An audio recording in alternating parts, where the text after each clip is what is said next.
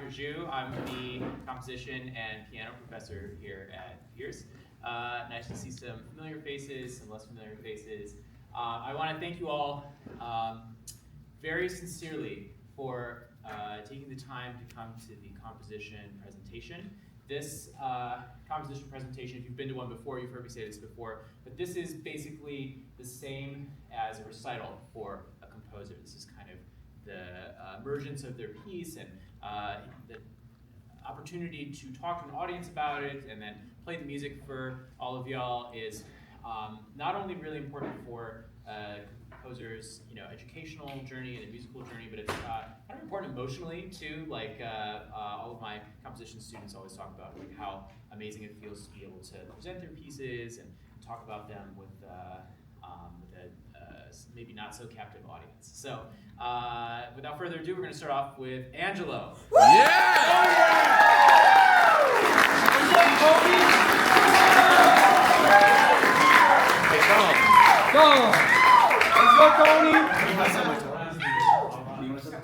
Oh, it's so good already. Hello, my name is Angelo. Whoa, just kidding, no, we're not. You called it, something's wrong. Okay, we're good. Oh, we're back. Nice. Hello. Okay, forget the last like 10 seconds. Hi, my name is Angelo. This is my third composition presentation. This is Conversation 3, Electric Beagle. So, first things first, I gotta talk about me. For some reason, I gotta swear about who I am. So, this is my third semester in the AMP. I'm primarily a trumpet player. I've been playing trumpet for 15 years, which is just a little bit of the time. I also play piano. I've been taking piano classes here at Pierce, and which for the last like 3 semesters, 3 or 4. And before that, I've just been like teaching my own stuff on playing piano, just like YouTube videos or whatever. But like this is like my first time like actually taking piano classes. So I'm a trumpet player, piano player. I should have added up there that I'm also trying to learn violin. So we're trying to learn more instruments to help compose. That is a nice thing to do. So as for composing, the first song that I ever wrote was for my AP music theory class in high school. And ever since then, it's been like, oh, maybe I actually want to start writing music for a career. That would be cool. So ever since then, I've been like writing, like, not like huge things, like little tidbits here and there, and like getting here to the AMP is like the first time I actually like committed like a lot of time to like, all right, we're getting like full pieces out, like, committing to the bit, of doing composing. So here's a bunch of musical influences of mine. So on the left side we have music that I like grew up with, which like the music me growing up with was mostly like my parents' music, because like I was just like, yeah, I didn't know, I just like some of the stuff that's on the radio. So we got some bands in there, some cool bands. We got Ray Charles down there. We have the Temptations, who I'm sure everyone here knows the Temptations, right? Yes. Yes, sir. I actually do. More people said that than I thought. Hell yeah. In the middle we have some video games in there, because I love video games. I would love to be a video game composer. That would be the dream. And so those are some video game influences I have. Growing up, there was Metal Gear and Kingdom Hearts and Professor Layton. Those are all games I like grew up with. I was like, wow, those were like the gateway drug, and being like, wow, music is like a really cool thing, because just like opening those games, I would like sit on the house screen and be like, wow, this is so cool. And then some more recent additions. There's some Cuphead, which may or may not be relevant later for the music that I was writing. Celeste, one of my favorite games of all time. That's very clearly the game Celeste. And nothing else is up there. Daniel definitely not calling out anything else is up there. On the right side, we have some more like classical music. I don't listen to a whole lot of classical music on my own, but when we play music like in symphonic band, for example, or in high school in that band, there would be times where I was like, wow, this was just the movement forward of this piece. This is actually really cool. Maybe I want to listen to the rest of it. So, like for example, New World Symphony, we played a movement of that in high school. Like, wow, I can listen to the rest of it. You kind of didn't hear that. It's right there on the left, you can see it. Pictures at an exhibition, there's another thing that like, oh, I played it. Who is it? I'm gonna listen to the rest of it. The planets very clearly. And on the bottom right is a huge reason as to why he became composer. That is Dylan Campbell, who is one of the 2 teachers at my high school. And he wrote all of our marching band music. And he would always use he would take this music from this thing and then put it in our music. We have like a space themed show. He would just put Mars in that, and like even like copy paste Mars, we'd put Mars like in 4/4 or whatever. And it was like a cool way of like, oh, he like showed us some of the like writing process of like, okay, here's how I like want to get an idea, and like get it to paper, and that was like a huge step with me, like when I started. He was a cool guy. So first things first, we gotta talk about. We gotta talk about the piece that I wrote last semester, because we gotta wrap some stuff up. Like we wrote it, but the symphonic band still has to play it. We were writing that for symphonic band, so this might look familiar if you were here last semester. So the piece I wrote last semester was a piece for symphonic band that is to be performed this semester. And so I didn't know exactly what instrumentation symphonic was gonna have, because we had a bassoon player last semester. Maybe they won't be here this semester. Maybe we'll have an oboe, maybe we won't.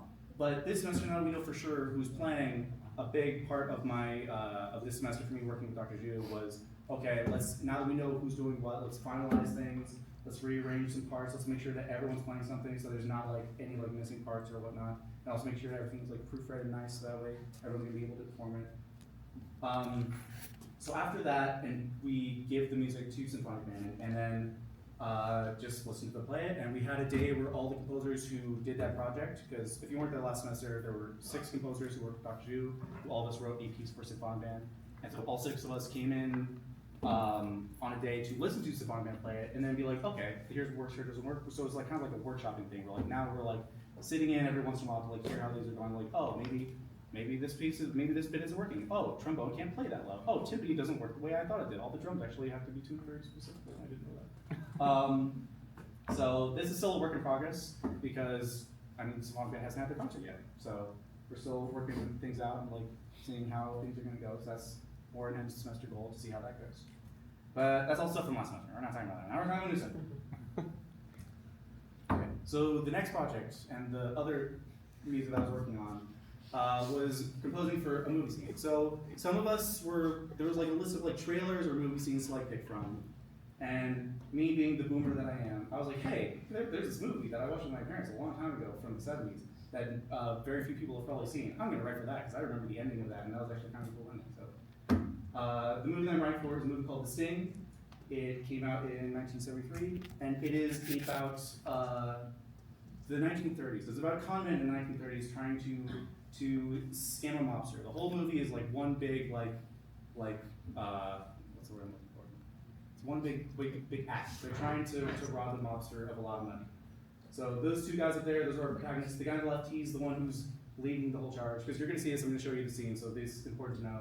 The guy on the left is the guy in charge of the con. The guy on the right is the new guy who just showed up. The guy on the bottom is the mobster trying to rob. He also killed the new guy's friend at the beginning of the movie, so R.I.P. Also, I should also let you know that I am going to spoil the ending of the movie because that is the scene that I wrote. So, I know you were so excited to watch this movie. I know everyone was like so excited, but I'm going to have to spoil it. I didn't get time to watch it, man. It only came out like 50 years ago. I was there.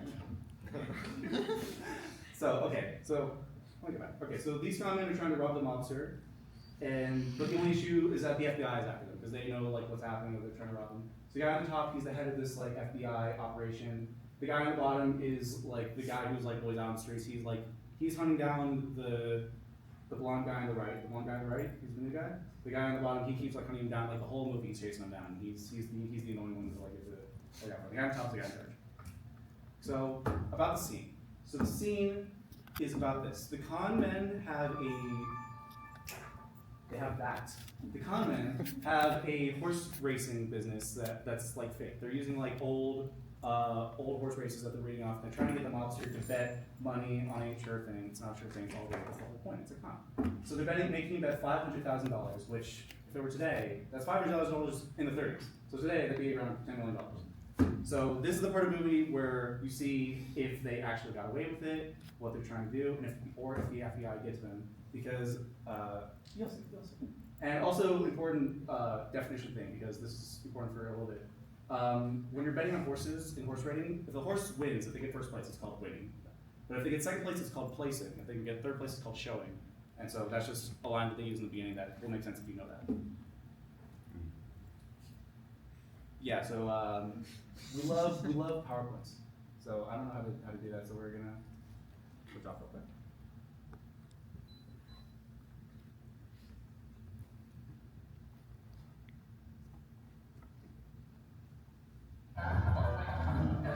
Nailed it. Oh, yeah. That was it. That was the joke. Great competition. I guess I didn't need to turn on the projector.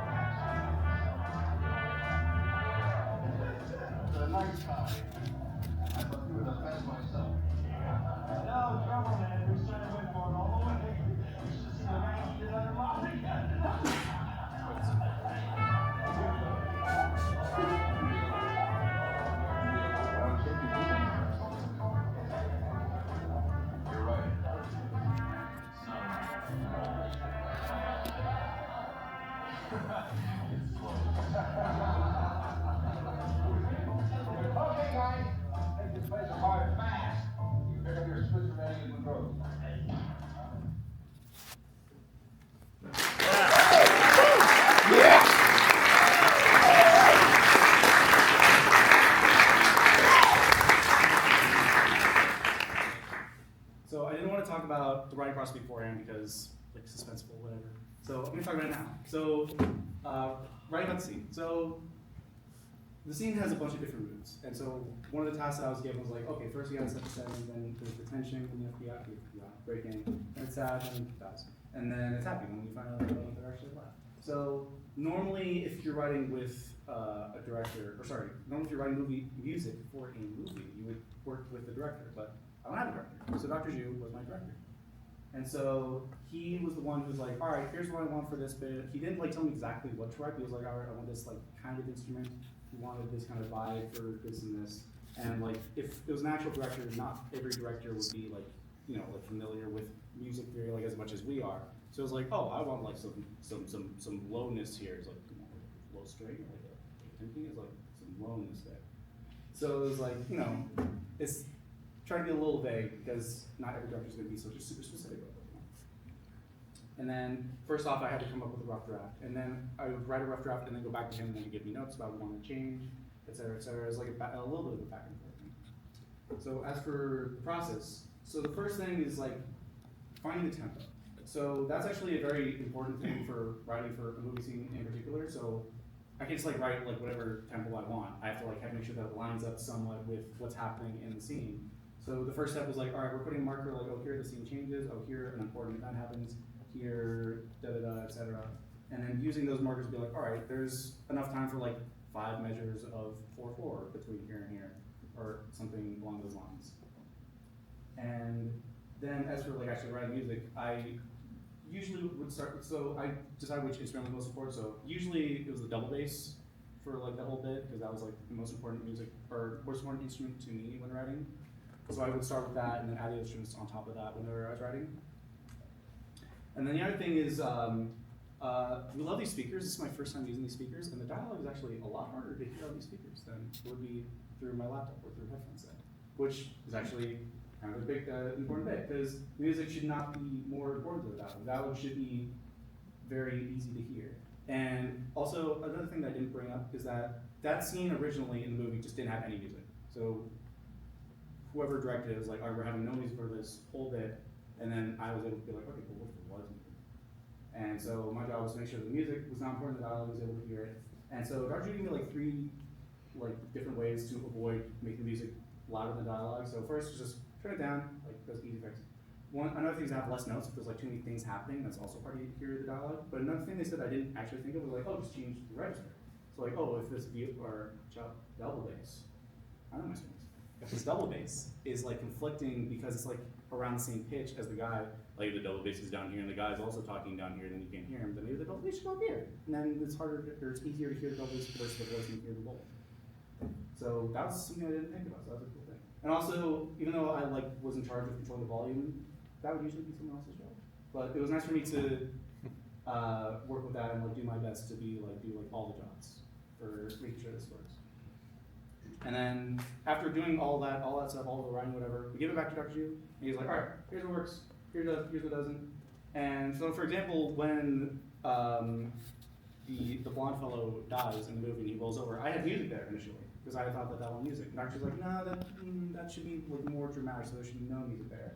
And so that whole bit is just completely silent. So we just cut that music. All the music is just gone. And it should be. Sometimes you do work and it just gets thrown out because that's what happens. And maybe my vision isn't the same as directors. And that's just something that happens.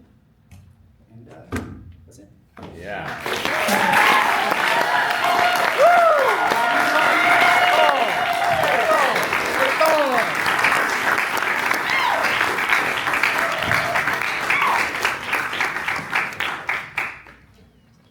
So, do we have time for questions?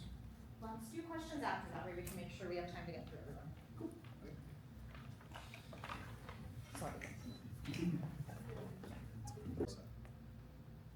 If anyone hasn't played that, you should. Really fun. So this semester, I only did 2 things. I did a variations assignment based on God Save the Queen, and I did a small concert band piece. That was very hard. It hurt my brain a lot because genuinely, I had no idea how to write for a concert band, but that's what this semester was for. So here's my version of God Save the Queen. It's called Save Them Please. There's a picture of the Queen as a Minecraft game. This assignment was here just to see how creative I could get. I put assignment to see if I still got it, because music theory is pretty hard. And here's a little sneak peek of the sheet here. And I will swap over to it now. Wow, it's so zoomed out. Let's see. That works. Here it is.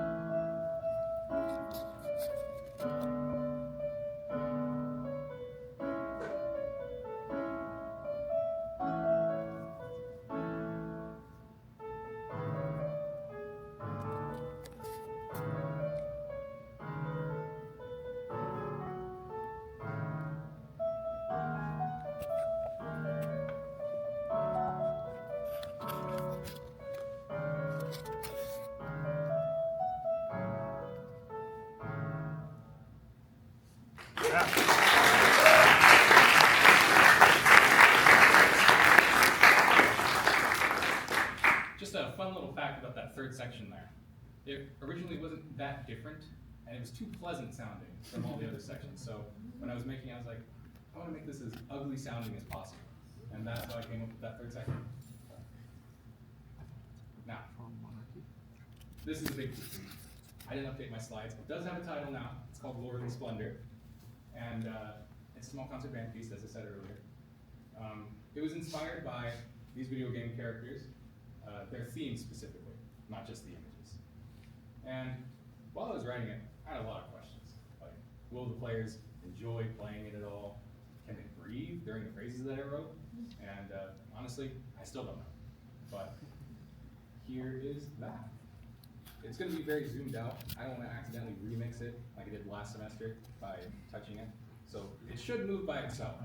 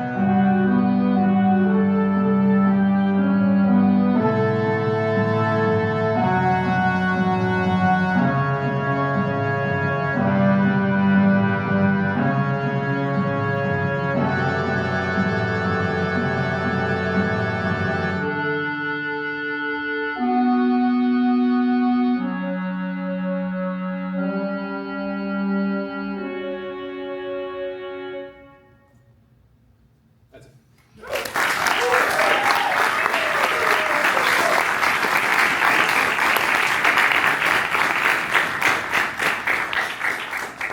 That's the end. Yeah.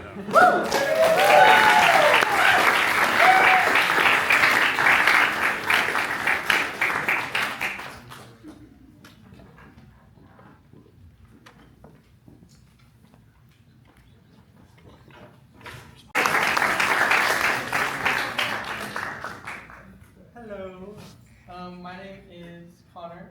This is my 4th semester in AMP. A little bit about me. So before joining AMP, so in high school I did a lot of choirs. I did honors choir, show choir, I did a cappella. So that's what started my love for music, was singing. I hadn't really started composing yet in high school at all, so I more just like trying to start thinking of like pop songs. So definitely not anything like what I'm doing now.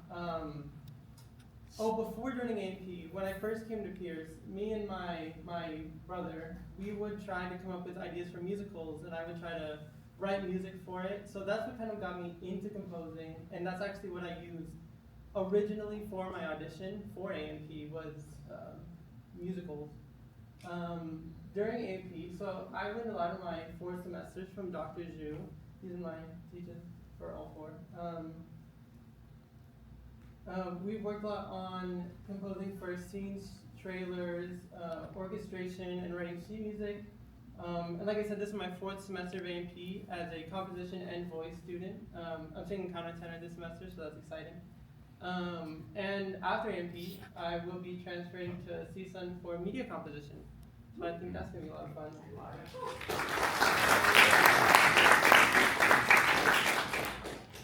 So just a little bit about each semester that I've had in AMP. My first semester, I worked on writing a band piece. At that time, we only had maybe like 4 composition students. So we all worked and made a section for the band to play. Mine was titled Colors on the Pavement, and it was not to say it wasn't very good, but I didn't understand a lot of the difference between MIDI and how actual people play. So there was a lot of conflicting rhythms that didn't exactly sound the best live. For my second semester, worked on writing an original movie theme.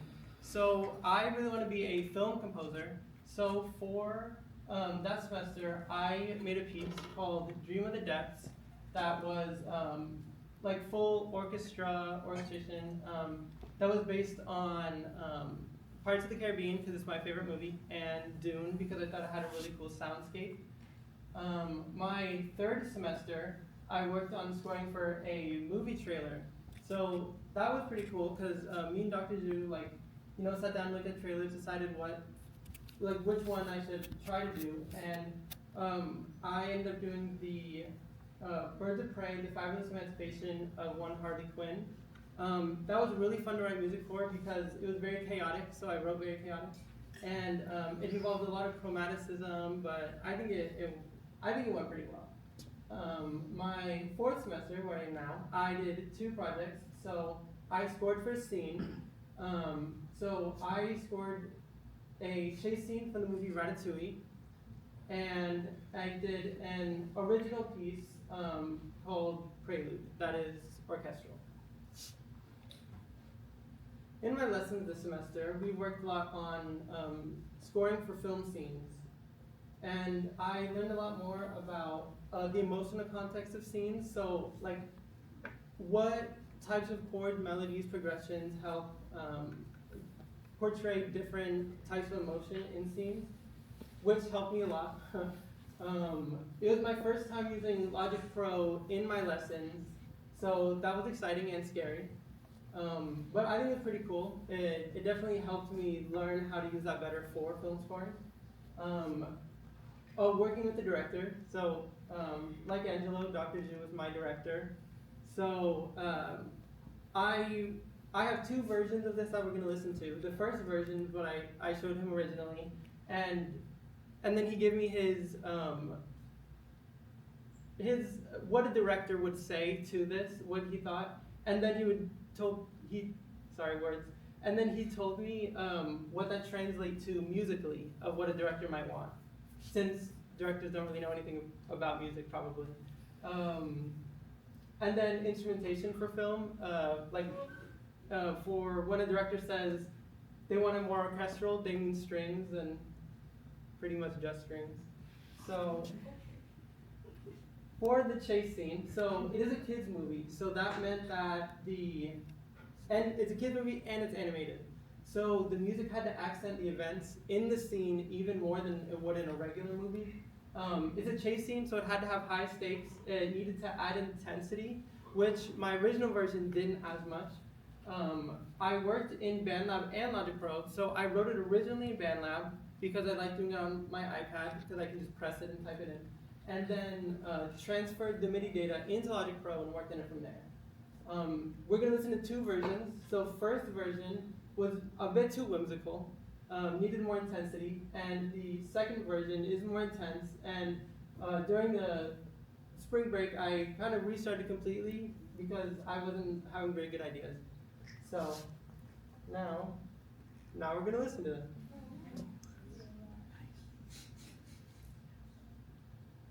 All right. This will be the first version.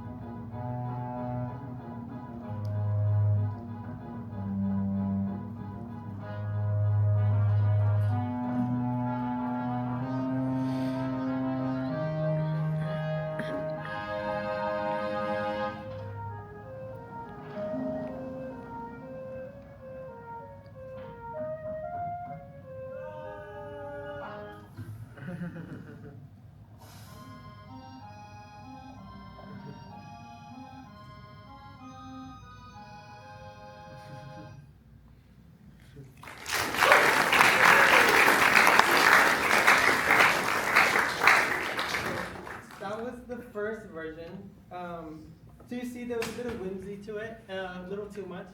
So then I went back and restarted completely, and now this is going to be the second version of the same scene.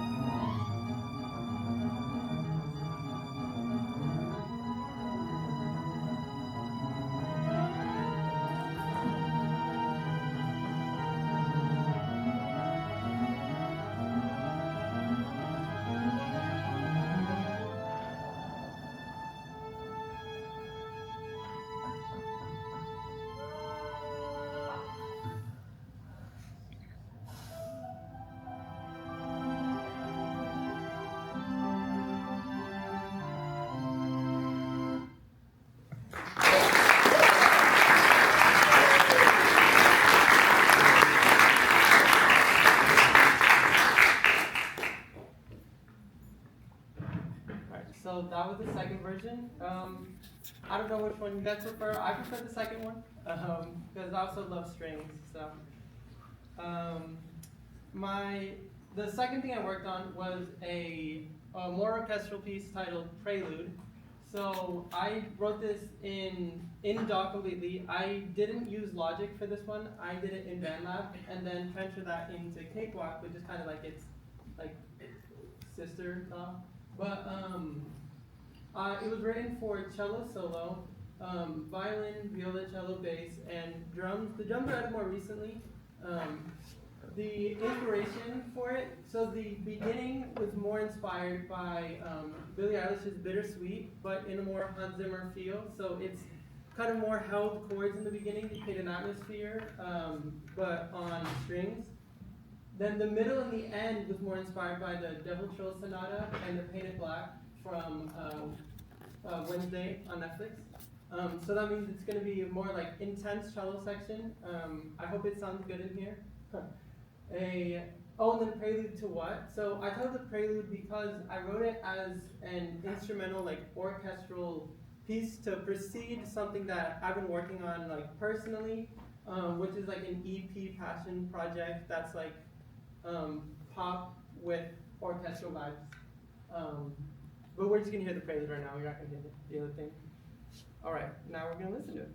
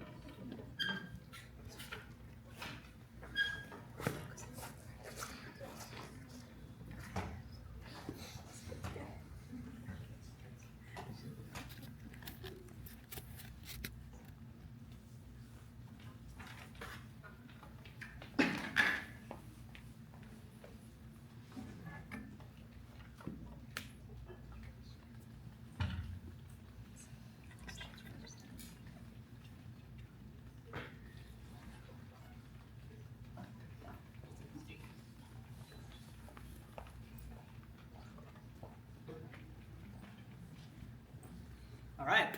Hello. Yeah.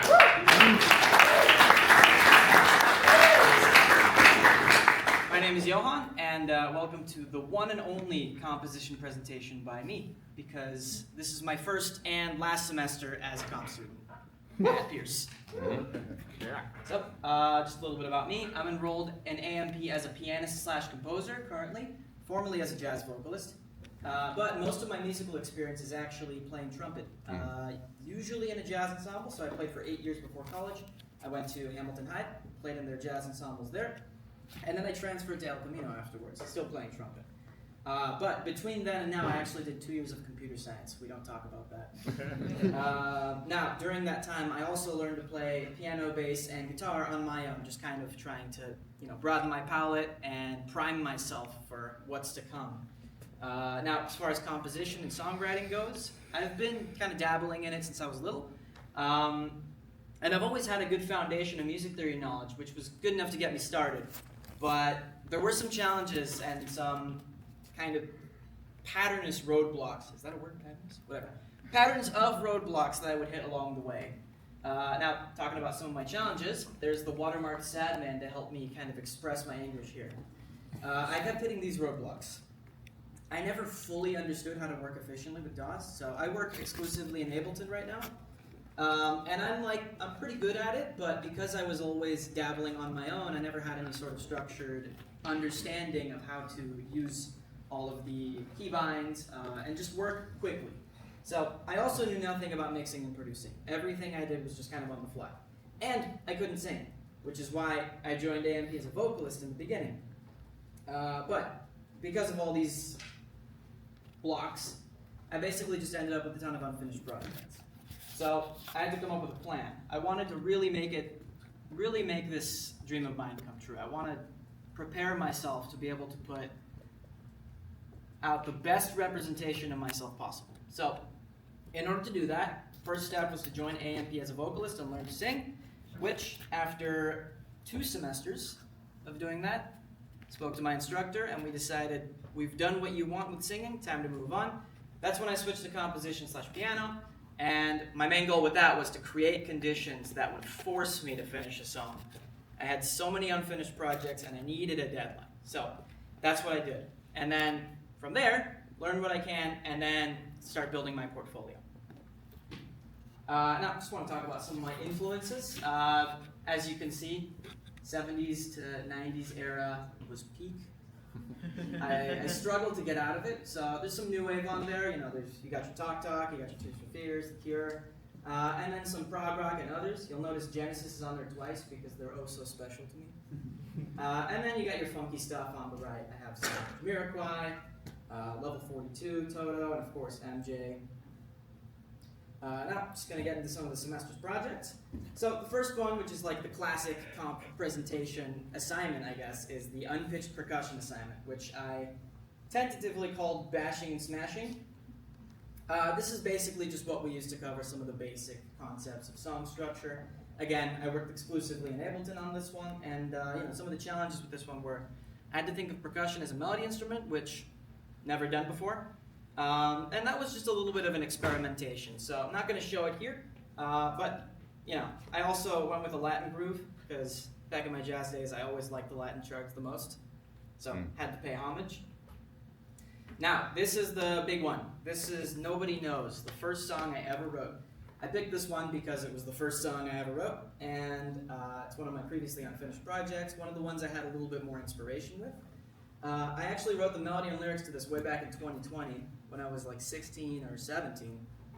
And since then, I only ever played it as a piano and voice song, because of the aforementioned lacks in my knowledge. So one of the biggest challenges that I faced with this one was converting this idea, which I was so used to hearing as only piano and only voice, into an actual full arrangement, forcing myself to hear it differently. One of the bigger things to overcome. Now, this song is very 80s inspired, if you couldn't tell. Piano and Rhodes doubling, typical 80s sound. I've got some bass, synths in there, some strings, and some other percussion stuff. And a fun fact, I did record all the parts myself. I recorded mostly MIDI, but the bass, the guitar, and the voice tracks are all played in by me. Now, here's I just want to kind of go over what I've learned so far in this process because it's been kind of crazy. So some of the things that we covered were having producer ears, as Professor Zhu calls them. It's basically having the ability to hear something that you've listened to a million times as if you've never heard it before. Which sounds simple, but it's actually really hard to do. Really hard to do. So there's that. This was also the first time I actually made it through the entire songwriting process, writing an intro, verse, chorus, bridge, yada yada, till the end. Never done that before.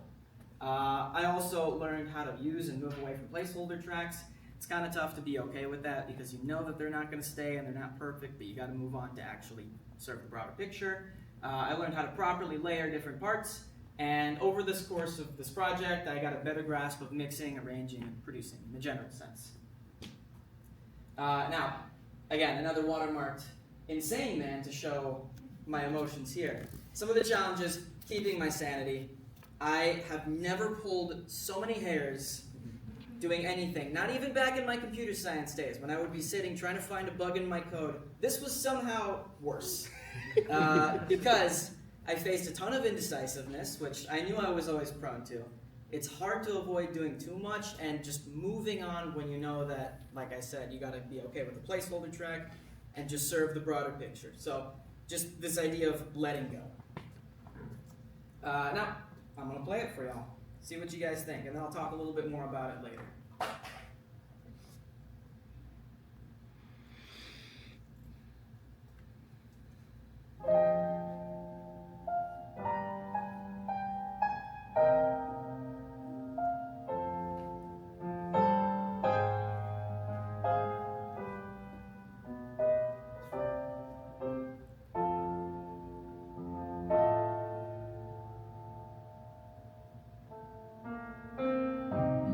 Okay.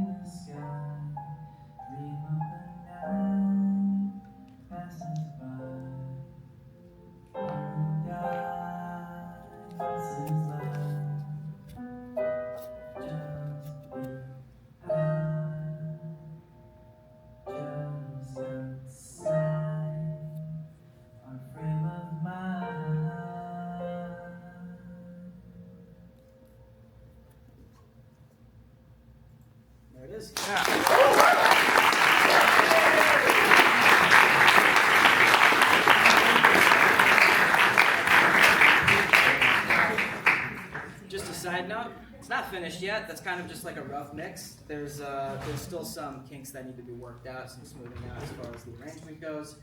But that is the first full song that I ever finished. And I'm not totally sold on some things. So, placeholder tracks. But I want to talk about my vision as far as that song goes. The song form is pretty basic. You have your intro, verse, bridge, chorus, breakdown, outro. And what I wanted for this was a simple intro that doesn't reveal too much about the song, then kind of a big build up into a climactic breakdown, and then to tie it all together by bringing back that intro thing. And yeah. That's it.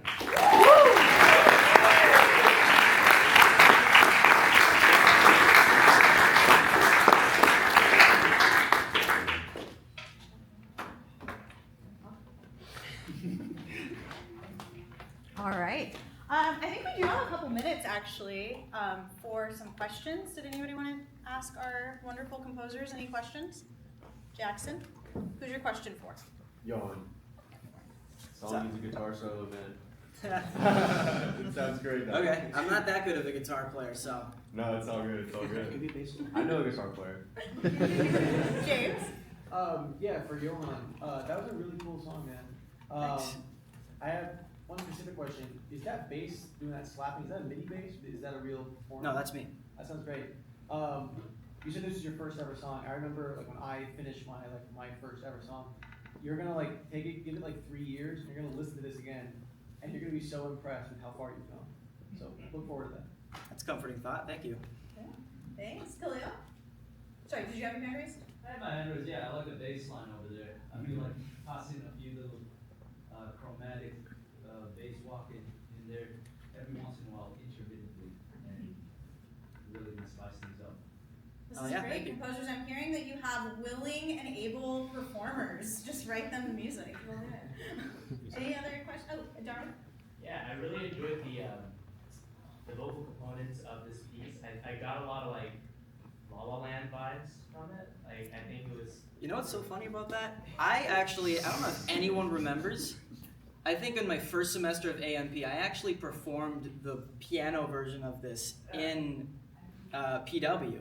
I do remember. For the class, and the professor said the exact same thing. Yeah. Leah? I have a question for Connor. So, what made you want to change the Ratatouille song from the first to the second version? Dr. Ju told me to. But no, it just, I think it did sound a lot better with like more intensity. The first one was a bit whimsical because it was a kids movie, so I think I did a little bit too much of that at first. But yeah, I think it came out better. Cool. Spencer? For Angelo, so since your scene that you like composed for, since there was no like music, like what inspired you to make that like kind of style of music? So the movie is supposed to be set in the it was made in 1970, but it was supposed to be set in the 1930s, and so I wanted like the speakeasy, like slow, like jazz. Like I'm not hugely experienced in jazz, like as you know, me and jazz band, like you know, like way more than me just but like just like some of the vibes of like stuff I would do was just like, oh, I want like the kind of thing like, oh, if you were like walking like some like illegal establishment in the 30s, like I was trying to like the vibe I was trying to get. Yeah, I think it was perfect. So I just wanted to know like how you thought of it. But yeah. Awesome. Mint? For Sebastian, I heard an earlier draft of the piece a while ago, and from then to now, something like fundamentally shifted in your development of the piece.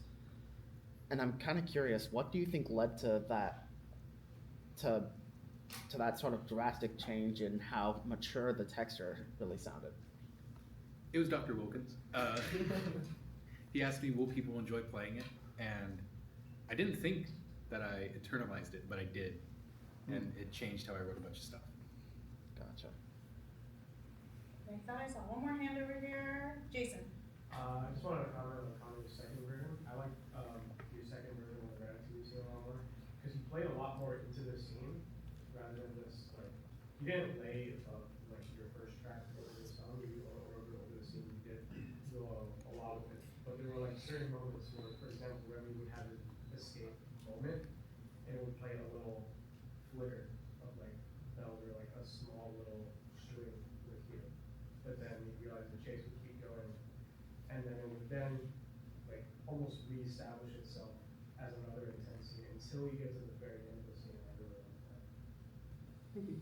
Awesome, thank you so much. So next week, same time, same place, 1 o'clock in 3400, we have our other 4 composition students. So come on out. Most of you are required to be here, don't forget to be here at 1 o'clock, please. Quick plug for my class. If you're using this for composition, for concert attendances, grab your phones, paparazzi, get your 4 performers over there, and that's what you'll submit for my class. Otherwise, if you're interested in applying for the composition program here at Pierce, Dr. Zhu's in the back can give you some information. I can also give you more information. But can we get our 4 performers, our 4 composers, presenters up here one more time? Yeah.